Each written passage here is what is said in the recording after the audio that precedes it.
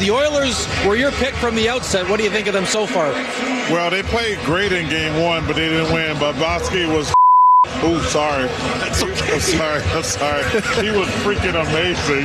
I apologize, y'all kids at home. The Florida Panthers win game 2, but there could be trouble on the horizon. Welcome to 32 Thoughts, the podcast, presented by the GMC Sierra Elevation. Not a car cast, Elliotte. It is a Kathy cast. Kathy Broderick making this one possible. I like to say of these podcasts, powered by Kathy Broderick. So once again, Kathy, thank you. What did you make? I just have to say that in the car so that she can hear it. Okay, very Kathy, good. I want you to know that Jeff is not calling this a car cast. He's calling it a Kathy cast. Yes. She said thumbs up. She loves it. Okay, I'm good hoping, on you to give her credit. I hope she's blushing accordingly. I know Kathy doesn't like the spotlight, despite us dragging her into it year after year after year, where she deserves to be.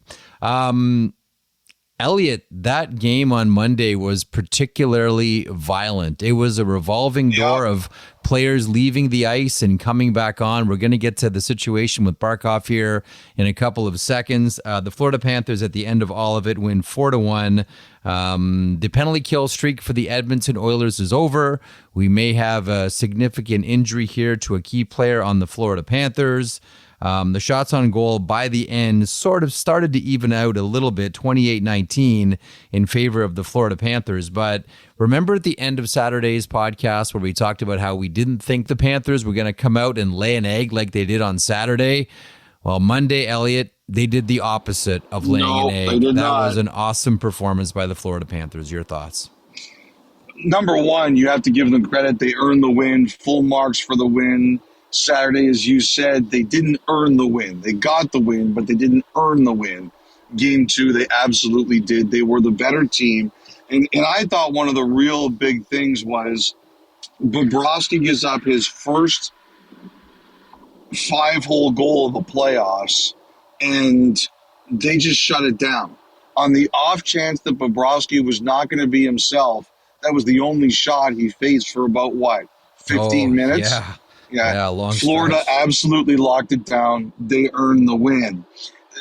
Just before we get into the Barkov stuff, because it obviously is a huge play, for me, the number one concern about the Oilers is not that they're down 2-0. It's that they're down 2-0. They're playing a buzzsaw, a great hockey team, a great detail-oriented defensive team that always seems to have the stick in the right position. And it looks to me like Edmonton is running out of gas. The attrition on them is really starting to go. In a lot of ways, it's what happened to Florida last year. They got worn down early in that Stanley Cup final, and they kind of ran out of bodies. And I see that right now with the Oilers. We know that Kane is really banged up. He's standing half the time when he's on the bench. Nurse got hurt in this one. Tried to play through it, only played 3 shifts after the first period, stayed on the bench.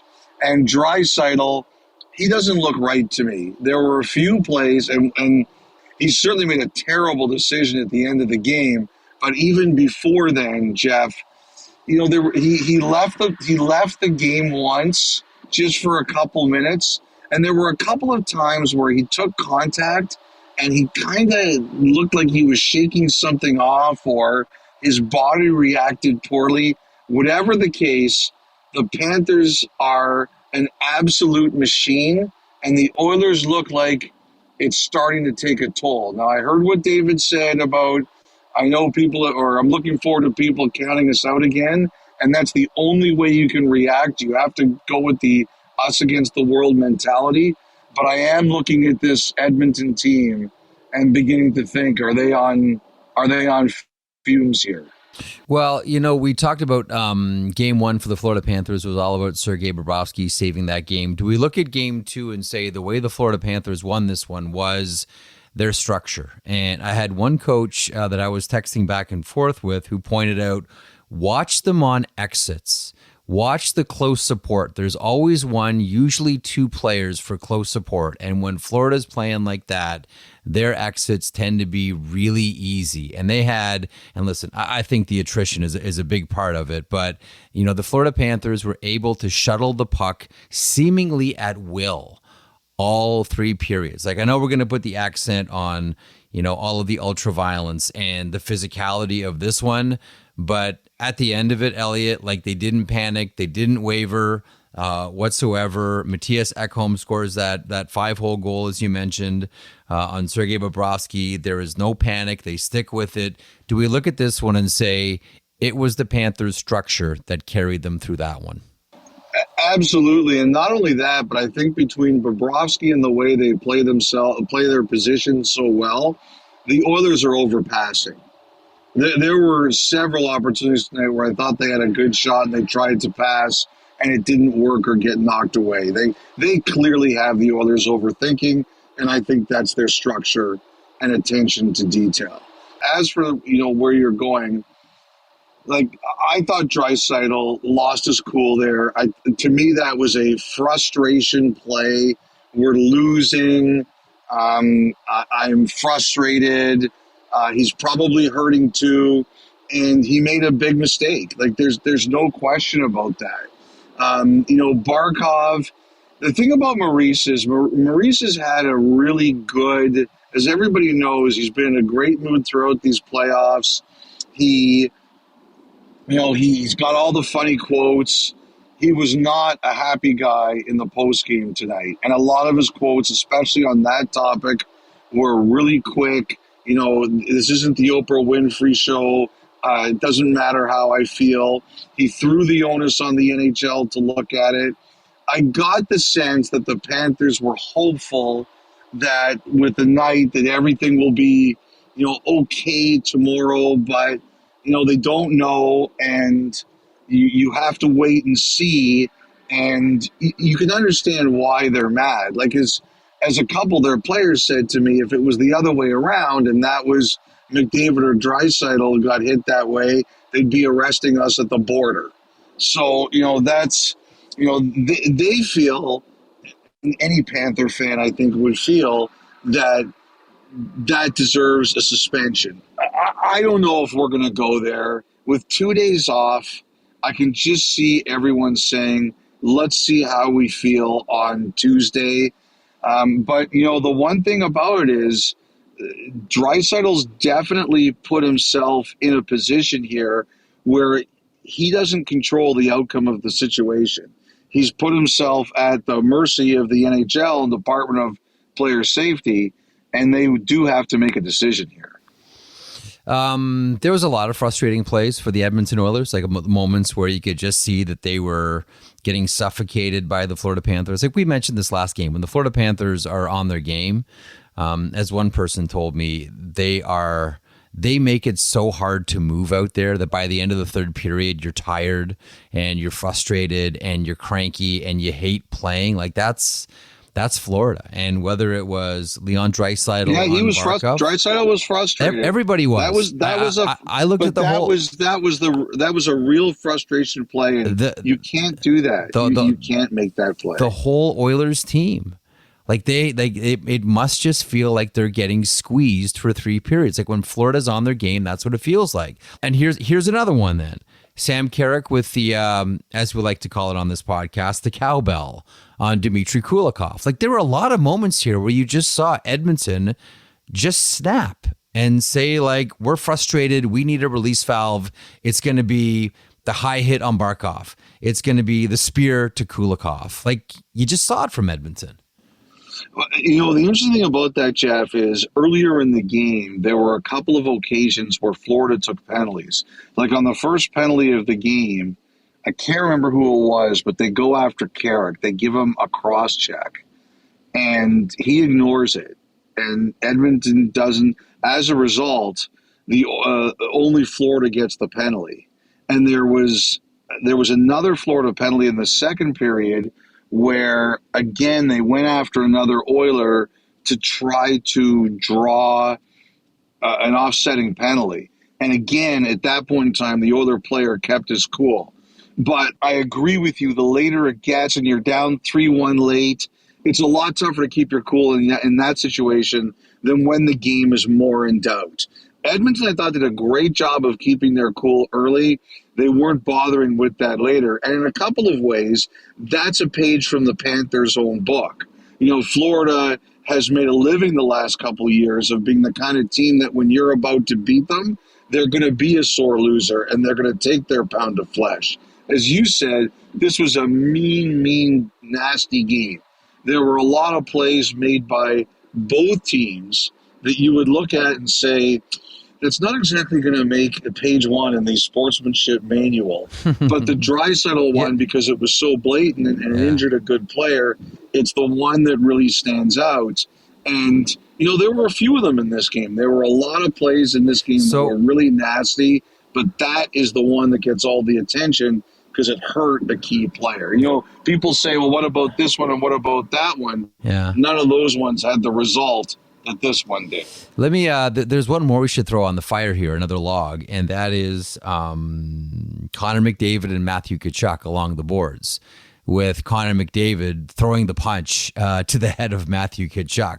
Normally we see a very disciplined Connor McDavid, not at that moment, Elliotte. I mean, the game at that point would have been 3-1. I bet you Edmonton's teammates would love him doing that. I don't doubt it. McDavid probably loved it too. The one thing I'd like to say about Tkachuk is, I think he's really changed the way he plays after that injury last year. Yeah. That was a really serious injury, and nobody could blame him for changing it. And he's been really quiet for a lot of points of these playoffs, but that was a hell of a play he made to chase down that breakaway. Now, do I think he should have got maybe do I think maybe he should have got a penalty there? No. Okay. No. But it doesn't change my opinion of the fact that he made a hell of a play at a huge time in the game. What I liked about it was you could see he was trying to lift his stick, so he's trying to wait for Connor to bring his stick to the left or bring his stick to the right. Do you see where he put his own stick when he finally lifted through McDavid's? Through the legs. Yeah, it was a high IQ play. It's just such a smart play.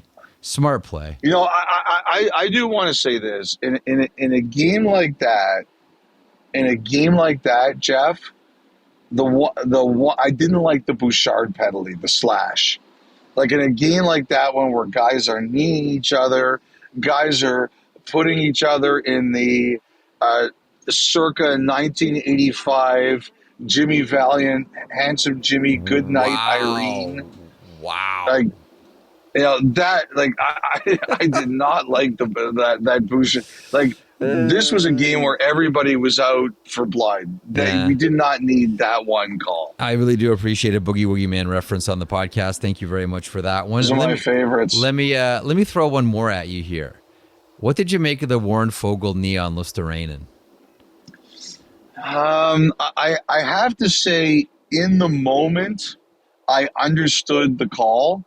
I agree with Kevin's point, because I've heard it several times. It all depends on which way Foegele points his knee. If he points it out straight, I don't generally think it's a major, but when you put it to the side, I do. The thing is, if you're an Oilers fan, you're looking at the difference between those two plays, and you're saying that Luosterainen was down, and when Bennett threw the knee, the Oiler player, I can't remember who it is, Evan Bouchard, didn't go down. Bouchard. He didn't go down. But in that moment, I cannot fault the officials for calling 5. I have to say it was a really weird night for reviews. At the beginning, they didn't give Draisaitl a penalty at all, and then they gave him 2. Yes, after they came. Yes. Yeah, it was. I mean, it was kind of a wild night, but in the moment, I understood why they called Foegele for 5, because I could see how you think that Luosterainen is pretty badly hurt at that time. Okay, so an extra day's rest here. These two teams will not meet again until Thursday in Edmonton. Coming off of Saturday, we said goalie game, Florida won't play another clunker. What are we saying about Thursday's game? Back in Edmonton, crowd's going to be insane. We know what Oilers fans are like. That building gets really, really loud. I always, look at situations like this and say it's going to be a really interesting energy. It's going to be an enthusiastic crowd. There's going to be some nervousness mixed in as well for the fan base, which will really give it a unique dynamic.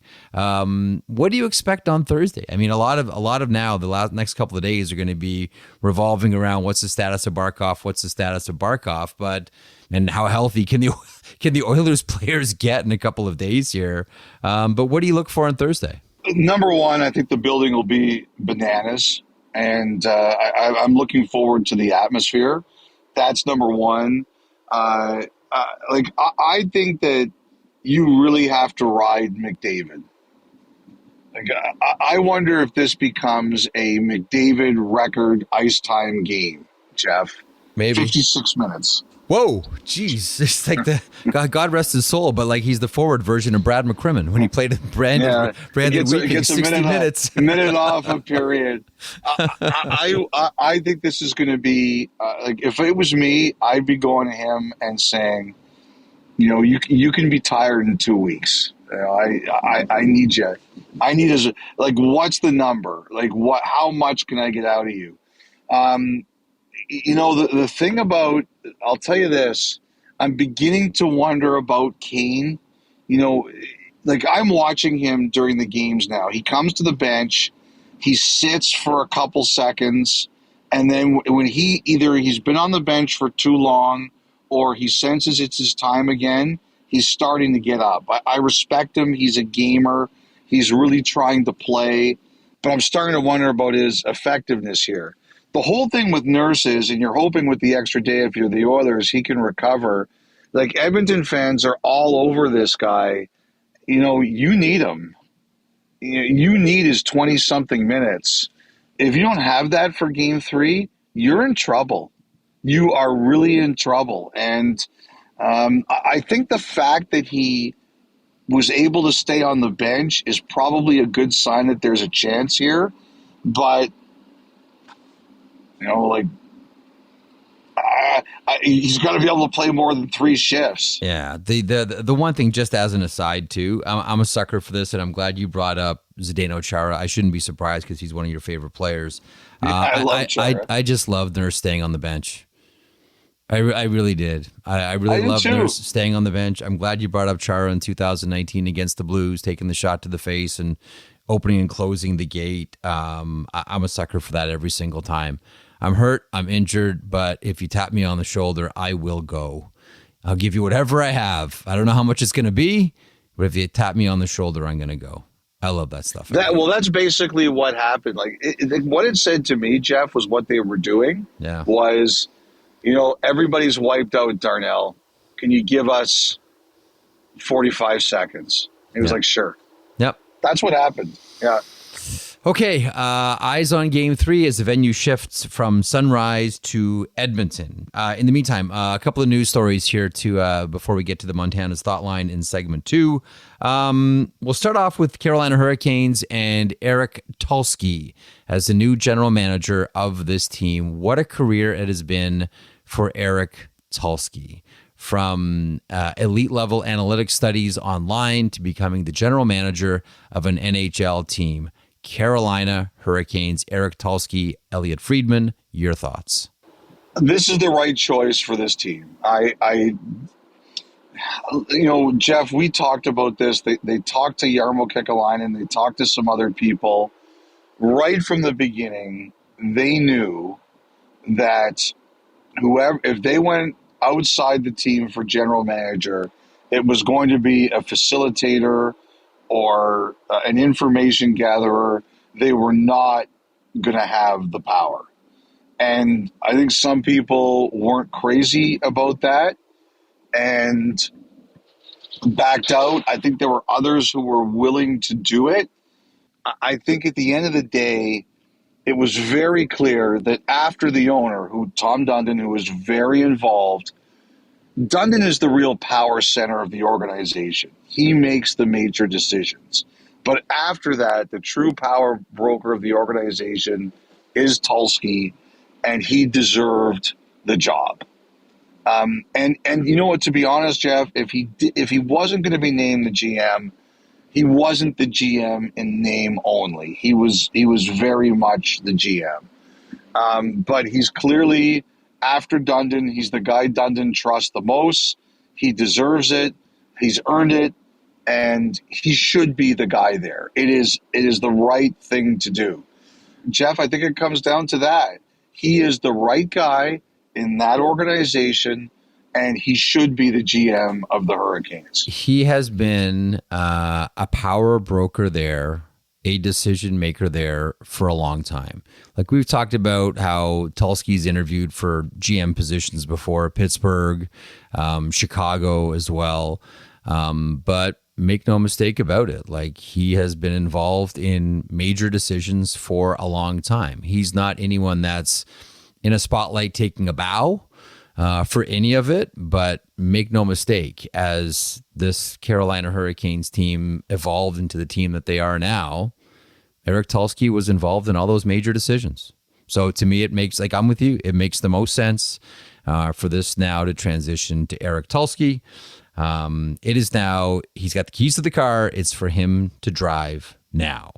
I also have to think here that the other thing they had to weigh was if they didn't give it to him. Oh, I know. What would that mean? Yes. I know. And I'll say this, it became, I was looking into this on Monday. I had a few people tell me coming out of the combine that it was going to be Tulsky, that all signs were that he was going to be the guy and that Dundon was going in that direction. And what a couple guys said to me was, if Tulsky got upset at this, and I don't know how he was going to feel, but they really got the impression that Dundon recognized he could lose him. What one manager said to me was that he could see a situation where another team could say, if you won't make him the manager, I will. And what that could have led to for Carolina. And because the thing is, like, if Carolina's going to say, well, we have a manager, but Tulsky's our big center of power behind the scenes, would another organization say, you know what, we can do the same thing. We can have a president of hockey operations and we'll make him our GM, so that technically it's a promotion, but we can also set up other layers around him in our organization. And a promotion could lead to a raise and all those things. I have to think Dundon knew that could happen and wanted to be careful about it. He's got a great reputation around the league. Like, let's face it, Elliotte, like, this guy's work is well known. And I'm with you. I think it would have been a huge risk for Carolina not to make Tulsky the GM. Okay, so then here becomes the situation with Eric Tulsky. His big decisions for the Carolina Hurricanes. We've talked a lot about Martin Necas. We've talked a lot about, have a look before CapFriendly disappears, and we'll talk about that later on, at how many defensemen they don't have signed for next season. Like, there's a lot of decisions here that Tulsky has to face. Like, do you have a pecking order for any of it? Do you have a sort of, like, let's do Carolina Hurricanes triage here. Okay, this is Tulsky triage. You're Eric Tulsky. Which patient do you see first? Well, I think you have to take a look at I think what they looked at it as, Jeff, was they have to deal with the UFAs first. And I think they were looking at Pesce, Shea, Chatfield, all those guys. Like, they realized they have to get business done pretty quickly. And I think they were getting around to it. And I think they were kind of holding on the Necas a little bit. But I heard that over the weekend that the Necas stuff kind of jumped up a bit more. I heard that, a couple of guys were telling me that I think initially Carolina looked at it like worst came to worst, they could bring Necas back next year. I think that feeling has kind of slipped away. I think there's an understanding that while Necas hasn't said anything publicly, privately, I think he's made it pretty clear that he'd like to move on. Now they still have some time because they probably don't have to do that until the draft if they don't want to, in terms of, what they might get out of it. But, a couple guys told me that they think that Carolina has either indicated to teams you have what we want, or you don't have what we want. And what some teams told me is that they're wondering if there's going to be some of those teams that were initially told by Carolina, you don't have what we want. Can they do a three-way deal? And we're to try to get what Carolina wants if they want Necas. So I just do think that picked up a little on the weekend. Okay. Interesting time ahead for the Carolina Hurricanes. Jump right into it, Eric Tulsky. There's no dipping your toe into the water here. You're going off the diving tower. But speaking of general managers, Jim Nill is now a two-time general manager of the year. Back-to-back general manager, Jim Nill of the Dallas Stars. And the one thing that I was thinking about this year about the GM of the Year award, and I don't want to take anything away from anyone that has won it, but the General Manager of the Year award, essentially you're awarded this because you're overseeing an entire successful franchise. And the thing about the Dallas Stars, what do we always talk about with the Dallas Stars? Everything is clicking together. The scouting, the player development, the American Hockey League team, the pro scouts with the trades, the coaching, the way the team is meshing, the way the team is handled. And Jim Nill is overseeing all of it.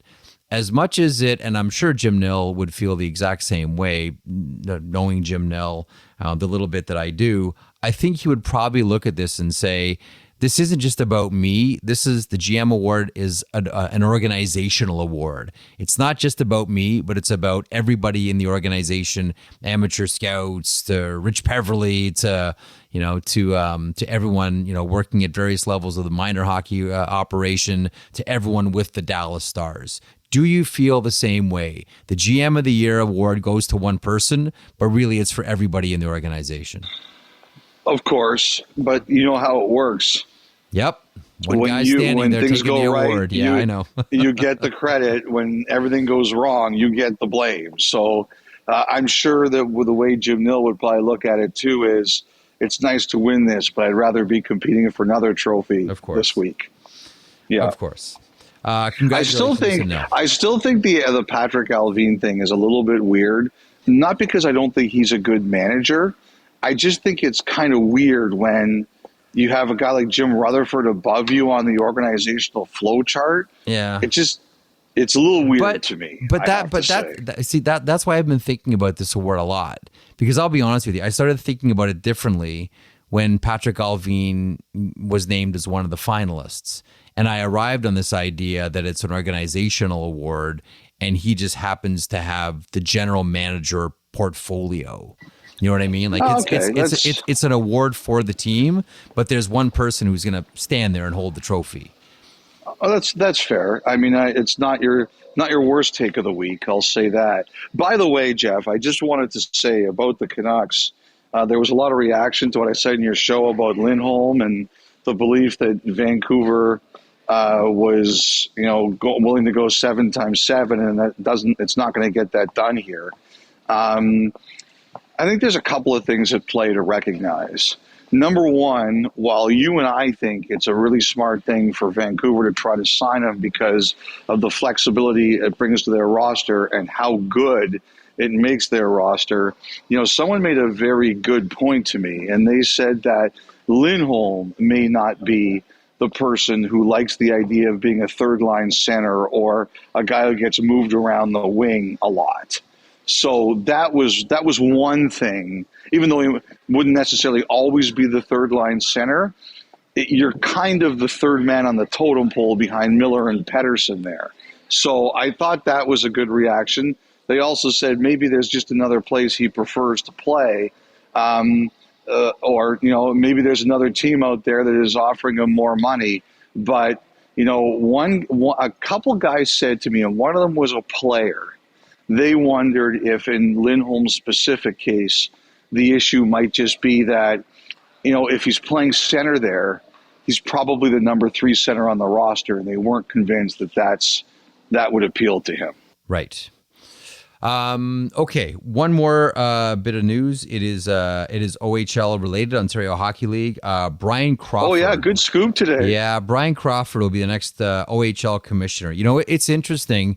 Elliotte, for pretty much all of our adult lives, it's been Gilles Courteau in the Q, it's been Dave Branch in the O, and it's been Ron Robison in the Western Hockey League. And now, in the last couple of years, it's Mario Cecchini in the Q, it's Dan Nieder in the Western League, and now it'll be Bryan Crawford, who joins the OHL from Golf Canada. The last 6 years, he's worked as the tournament director for the Canadian Open. Him a little bit from covering university football when he would have been at Queens and you were at Western. He played in the CFL for the Argonauts. Actually, that's not quite true. I'm 10 years older than Bryan. I think he's 42. Yep. So it was when I was at the Score. Oh, that was it. That was it. Yes, I was the sideline reporter. And as a matter of fact, I was trying to remember this today, but one of the games we broadcast where he played at Queens, they had a really good quarterback named Tom Dennison. And Dennison, I think, set a record for most yards passing in one game. He had like 550 yards passing in a game. And he played in that game. So I remember Bryan there. And then I remember covering Bryan in the CFL with the Argos. And then when he went into the corporate world, and obviously he was at Golf Canada recently with an old friend of mine named Lawrence Applebaum runs Golf Canada. And Bryan worked with him. But that was a good scoop by you. Not bad. Congratulations to Bryan Crawford. Congratulations to the OHL. They finally got their commissioner. Look for an announcement, Elliotte, I believe at some point this week. We'll stay tuned for that. Elliotte, before we hit the break and get to the Montana's Thought Line, anything else you would like to add? Yes, in the final segment, we're going to talk about the CapFriendly story. But the one thing I just wanted to add to it tonight that we found out late at night is I do believe an official announcement is going to come on Tuesday. So initially, I don't know if this was going to happen until it was done in July. But in addition to everything we're going to talk about in that segment, I believe the announcement could come as soon as Tuesday. Okay, we'll stay tuned for that. Quick break. More on CapFriendly later. But up next, the Montana's Thought Line on 32 Thoughts, the podcast.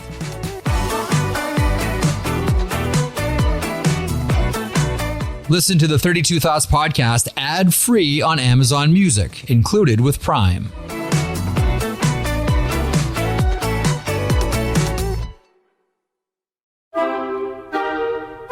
Welcome back to the podcast. Time now for the Montana's Thought Line. Montana's Barbecue and Bar, Canada's home for barbecue. Try the ribs. Try the ribs. You got to try ribs. Indeed. Thank you, Rick Turner, for that one. And the way to get in, 32 Thoughts at sportsnet.ca, 1-833-311-3232. The Montana's Thought Line curator remains Griffin Porter, and this is what he has put together for us today. Elliotte, Matt in Australia. Hi, team. I'm an Australian hockey fan who lived in Ottawa in 2002. I don't know if there were any Montana's franchises back then, so sadly, I've never tried the ribs. Wah, wah. When a team wins the Stanley Cup, here's the question, and the players and staff get their, quote, day with the cup, how far can they take it? Does it have to stay in North America? With this in mind, has the Cup ever traveled south of the equator? Nathan Walker won the Cup with the Capitals in 2018, but played just a single game of round 2 of the playoffs, so his name won't be on the Cup. Did he get a day? And how far could he take it? As far as I know, outside of Russia and Belarus, you can take the Cup anywhere for your day with the Cup now, Elliotte. You're right about that. There's also a schedule. So everybody kind of says, this is where I'm going to be, and they build the schedule that way. So if you say, look, I would like my day with the Cup to be in X place, you'll get it, especially if there's a pocket of players that are in the same area as you'll get it around the same time as all those other players. So, for example, if you wanted to say, I would like to take it to Australia, and it's approved, which I don't see why it wouldn't be if that's where it is, where you are in the summer. They'd start and say, okay, we're on the West Coast, we're going to take our trip to Australia, and then they'd bring it back. I got to assume if there was one player in a unique location like that, they would make a whole event out of it. You'd get your day with the Cup, and the Cup does Australia kind of thing. I think that's part of the marketing as well for the Stanley Cup. Like, that's a value for the Hockey Hall of Fame to have, pictures of the Stanley Cup in as exotic a location as possible. Like, I think that's just good for the most recognizable trophy in all of sports. Like we talked about last podcast when you were loud and wrong about having it at every single game. We talked about how iconic this trophy is. So I think it's good for the player and great for the marketing of the Stanley Cup as well. Great question. Always appreciate questions from Australia, and we also appreciate questions. Hold on. Before he asked a second question. Oh, okay. Has the Stanley Cup been below the equator before? I can't remember any specific case, because the first name I thought of when you mentioned that, a player from below the equator who would have won the Stanley Cup, was Rick Chartrand from Venezuela, who played with the Montreal Canadiens. But back in those days, you didn't get a day with the Stanley Cup. So, I mean, I'm thinking of some other players. Rod Langway was on the 1979 Montreal Canadiens champion. Again, wasn't at a time when everybody had their day with the Stanley Cup. And Willie Plett was from Paraguay, but he never won the Stanley Cup. And another player who was close internationally, he played for Germany, but Olaf Kolzig from the Capitals, who made the final in '98, he was born in South Africa, but the Capitals lost the final to Detroit. So those are the closest I can think of. Okay, there you go. Matt in Australia, thanks for the question. We love our questions from Australia. We love our questions from Saskatchewan. Prince Albert, specifically, Lonnie submits this. Good day, fellows. Ooh, nice. Thank you for the always entertaining podcasts. With the price of tickets to see a live game always increasing, I've wondered if the NHL has ever considered or will ever consider going to 4 quarters rather than 3 periods. It seems like a no-brainer to me. If I'm spending my paycheck on tickets to see my favorite team play, I should be able to see them, quote, attack twice, regardless of where I buy my seats. I believe this would improve the game in numerous ways. 1, it gives all fans a chance to see their team attack twice. Number 2, it gives both teams 4 rather than 3 cracks at clean ice. Number 3, it would give each team an extra rest, an extra opportunity to rehydrate, and if necessary, regroup. Number 4, I think there would be more offense with the extra long change. And number 5, it gives teams and owners one more opportunity to sell more beverages, food, and merchandise. Each arena has 2 or more ice resurfacers, so they could use them both and shorten the intermission times from 18 to 12 or 14 minutes, which would be the same, or add possibly 5 minutes to a game. I realize that hockey has always had 3 periods, and the traditionalists probably would never consider it. But just like taking out the centerline offside and removing the goal judge from standing on the ice in the back of the net, I believe that this is a change that would be an improvement. This is our last question, and it's a long one. Has the NHL ever considered 4 quarters? If anything, I think they'd go the other way. As far as I know, I've never heard them talk about 4 quarters. I just don't think, even adding 5 minutes is the question asked there, I just don't think that's what they want to do. You'll remember, Jeff, that probably about 20 to 30 years ago, they did float through the New York Times. Joe LaPointe, who was a longtime hockey writer there, floated the idea of 2 30-minute halves, and people freaked.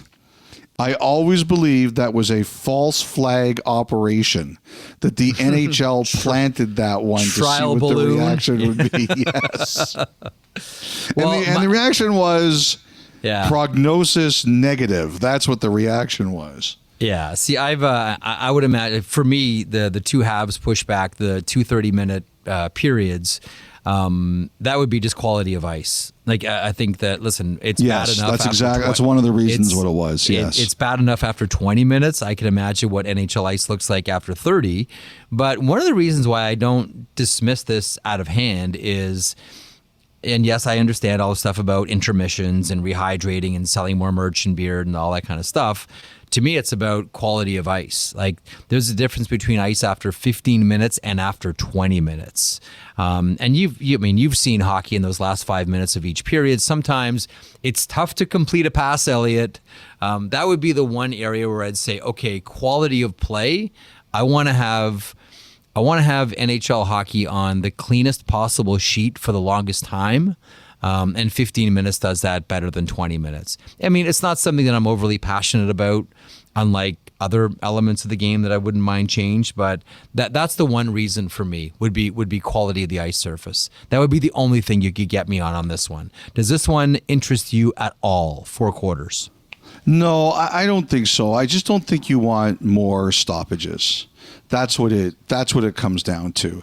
I appreciate the question, but I simply don't see that being something that they would want. What about the idea, though, because it's an interesting one, of all fans should be able to see their team attack twice, i.e. be in the offensive zone twice in the game, as opposed to either 1 or 2?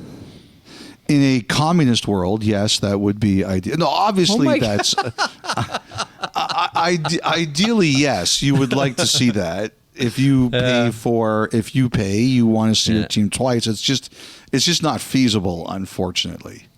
I understand. I get it. I don't think it's a front burner issue for the NHL, but nonetheless, an interesting thought exercise. Hey, I always appreciate the questions. The questions. Lonnie, thanks for that one. The questions coming in, 32 thoughts at sportsnet.ca, 1-833-311-3232. The Montana's Thought Line, Montana's Barbecue and Bar, Canada's home for barbecue. We're back in a moment. Jeff, Elliotte, and Tom on 32 Thoughts. Try their ribs today. Oh, yeah.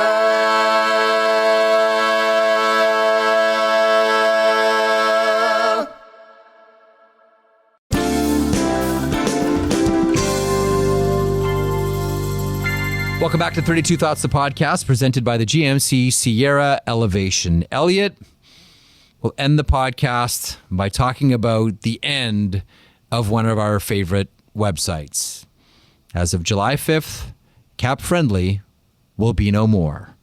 Purchased by the evil Washington Capitals, who are depriving purchased by the Washington Capitals. I spoke to someone on Monday morning on my way in, and we talked about what the motivation is here for Washington, and it sounds like, to me, it's something as simple as they want something like this for internal purposes, and instead of hiring a bunch of people and spending time and resources to build one and then waiting for it essentially for upwards of 2 years, you could just spend the same money and buy CapFriendly. Does that sound like this is what's happened to you?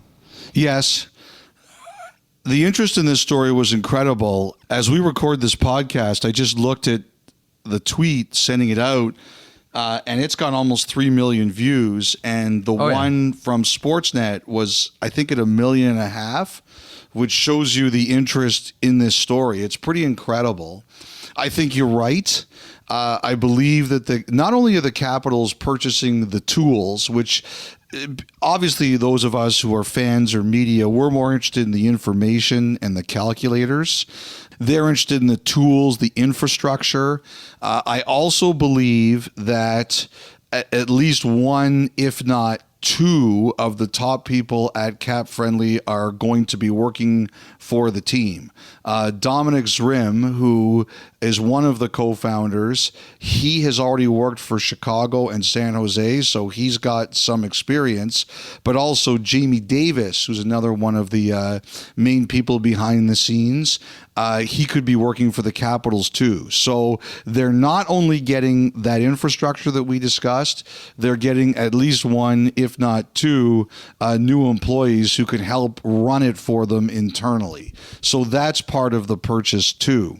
You know, one of the things that someone said to me is that could the Capitals have left it open, like a pox on the Capitals? They could just leave it online. And I said, well, no, if you're trying to win, you don't leave it online. But what one team told me is that even if they wanted to, they wouldn't have been allowed to. As you know, the NHL frowns on the existence of sites like this one, even though they should be doing it themselves. They frown on the existence of this, and they consider it proprietary information, so the Capitals couldn't keep it open if they wanted to. The league would say you cannot be partner to this and have it be public, and also you couldn't make any money from it on any ads. So once the Capitals purchased it, it was coming down, and I've heard it could be as soon as July 5th. There was an agreement made that it would stay open and independently operated through the draft and the beginning of free agency. Now, I will tell you something. I had one team tell me that if they were to do this, if they had been the one to purchase CapFriendly, they would have demanded to shut it down now. They would have said that, I don't care. I don't want to give any help to any other teams. I bought it. I can do with it what I want. And there are some teams scrambling today. No question about it. There were a couple of people who said to me that there will be some teams that don't have this kind of infrastructure that will be like, oh no, we're in trouble here. And like I said, this one guy told me if it was his team, he would have shut it down right away. And he also said, I want you to make this point very clearly. And I said, okay, I will be certain to muddle it up. And he laughed. And I said, don't worry, I'll make it clearly. He said, I have no questions about the integrity of the people who run CapFriendly. But he said, if I had a deal with CapFriendly and he said his team didn't, he wouldn't even ask them anything between now and when it goes offline. He said, now that I know they're being bought by the Capitals, I would just, I said, you're a really competitive guy. And he said, I am. And he said, I would just say, even if I had to deal with them, you're one of the enemy now, and I would find another way to do it. So, Jeff, one of the things people are talking about here is what a huge blow, a disaster in particular, this is going to be for some teams if they don't have their own setup, whether it's something really deep and in depth or something that they can have that's maybe not as good as CapFriendly, but at least exists so they can get through the next little while. Because if you don't, you're really going to be scrambling. And I went through, and I don't think this is necessarily everybody, but here are the teams I know of that have something where they can say, okay, we've got a backup plan here for when this goes offline. Seattle, and in the land of Amazon, they'd probably throw you out of the city if you didn't have something there that was good. New Jersey, Carolina, I heard Chicago, Islanders. Islanders have Steve Pellegrini there, who used to work for the league. So some people might be surprised to hear Islanders, but having someone who works for the league, you'd know to have something in place. Same goes for Toronto, Brandon Pridham. They have something there. Columbus has something there. And Pittsburgh, I don't think they had anything before, but once Dubas got there, they've started building something. I don't know how advanced it is yet, but at least they've started building something. So those are the teams I know of that have something else in place. The other teams will have various degrees of concern and worry about where they're going to go for here. And if I'm missing anyone, I apologize in advance. Those were the ones I got information on. Oh, wait, and one more. I forgot one more. Vegas has one too, because many fans will remember that General Fanager, that website, their founder, Tom Parazga, was hired by the Golden Knights, so they've been building something out. But if I missed anyone, I do apologize. Those were the teams that I know of. So I just found that very interesting. I'm very happy for the guys who run CapFriendly. They created a great service, and I think it's very important to mention the original site, Cap Geek, Matthew, who created it.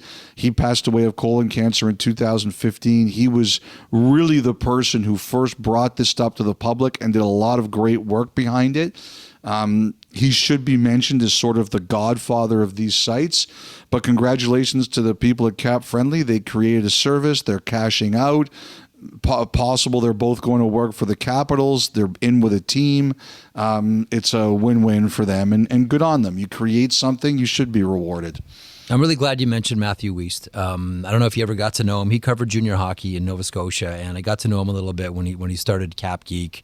And a lot of it was he just loved Henrik Zetterberg and the Detroit Red Wings and wanted to put together a site that just tracked salary information for the Detroit Red Wings. And it turned into this monster of a site that's led to this and started its own industry. So I'm always glad to hear Matthew Wiest's name mentioned. So I'm glad you did. What this does lead me to wonder about too is, now you mentioned some teams are kind of like, we got kind of caught with our pants down here. Like, how many teams now are scrambling, you think, to put together their own version of this? And then the follow-up is, and this might be the obvious one that a lot of people are wondering, why doesn't the NHL do something like this? I have believed the NHL should do this for a long time. And actually, to be honest, I think Sportsnet should do it too. You know, I really do. I think Sportsnet. They should hire you and me to do it. We do a great job, Elliotte. Oh yeah, our math would be tremendous. Austin Matthews' cap hit is -$6. Does that sound right to you? Yeah, that's good, Elliotte. It's $4.59 on Friday. Let's go. Yabba dabba do.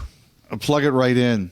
Anyway, the NHL believes that they should not be in the business of publishing this stuff. As a matter of fact, I have been told several times that the relationship between the NHL and CapFriendly was not friendly? Icy. Cap unfriendly? Cap D-friendly. Yes. Okay.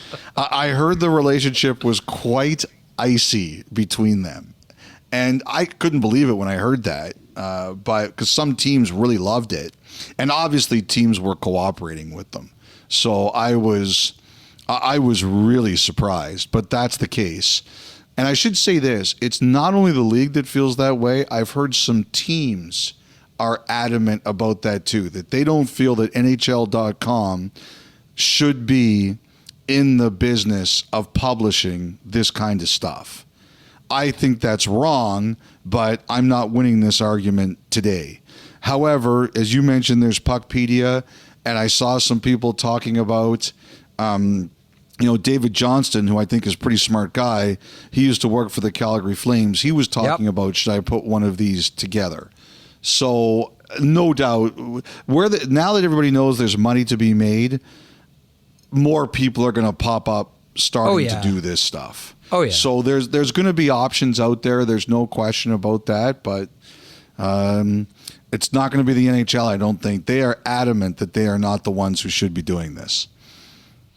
Excellent. Okay. Congratulations to the crew at CapFriendly. Like, well done. Like, you built something that was that built on something that, as we mentioned, Matthew Wiest started before, and took it to a whole new spot and provided a great resource for all of us at some very key times during the calendar, like not just all throughout the season, but then around trade deadline or free agency when we're all trying to figure out who has what space available. It's been a great resource. So congratulations to everyone involved at CapFriendly, and to the Washington Capitals, I say, how dare you take this away from us? I have to say, the responses were really funny. People were really hilarious. It was high quality entertainment. The other thing too, Jeff, when I realized, so the way this kind of ended up on my lap was a couple of people sent me notes that the Capitals were letting teams know that had contracts with them that they were canceling them. So these teams had a good idea something was up, and then it was simply a matter of finding out which team it was. But, you know, a couple guys said to me, doesn't it make sense? It's Ted Leonsis. Like, that would be right up his alley. Right up his alley. That's kind of where I was going to go to on this one earlier. Like, this very much does fit the profile of Ted Leonsis. Like, yes. there are some teams out there that you can say, okay, like maybe you could see, you know, Fenway Sports, Kyle Dubas, Pittsburgh Penguins maybe wanting to do something like this as well. But this exactly fits. Like, this is very on brand for Ted Leonsis here. Yes. Absolutely. Okay, that's it for the pod. I hope you enjoyed it today. We will return after Game 3, so we will record on Thursday evening for broadcast for you on Friday morning. Enjoy a couple of days off. Hockey returns on Thursday. Enjoy.